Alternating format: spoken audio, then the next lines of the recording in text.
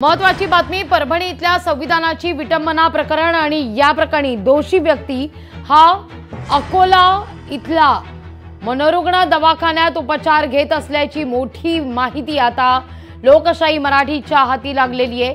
ही व्यक्ती मनोरुग्ण असून या आजारात व्यक्ती गैरवर्तन करून बडबड करत असल्याचं डॉक्टरांनी म्हटलेलं आहे। तर डॉक्टरांनी औषधोपचार सांगितलेले जे होते ते त्यांना न घेतल्यानं हा आजार पुन्हा बळावल्याचा संशय देखील डॉक्टरांकडून व्यक्त करण्यात येतोय।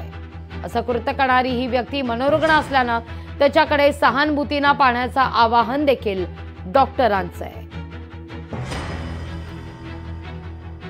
ते जे गृहस्थ आहेत ते केळकर हॉस्पिटलला ऍडमिटेड होते। ट्रीटमेंट मध्ये असं समजून आलं की त्यांना स्किझोफ्रेनिया नावाचा आजार आहे, ज्याच्यात व्यक्ती गैरवर्तन करतो, बडबड करतो, व्यर्थ बडबड, त्यांना व्यर्थ बडबड करायची सवय होती। माझा असा अनुमान आहे की घरी गेल्यावर कदाचित त्यांनी गोळ्या सोडल्या असतील, गोळ्या नसतील घेतल्या आणि त्याच्यामुळे त्यांचा जो आजार आहे तो परत आला आणि त्या परिस्थितीत त्यांनी ते तसं कृत्य केलं असेल नसेल मला माहिती नाही, पण असं जर झालं असेल तर त्याचाही आपण ते कन्सिडर केलं पाहिजे आणि लोकांचा जो आक्रोश आहे तो कमी झाला पाहिजे। कारण की जर कोणी अनस्टेबल व्यक्ती असं करतो आहे तर त्याला आपण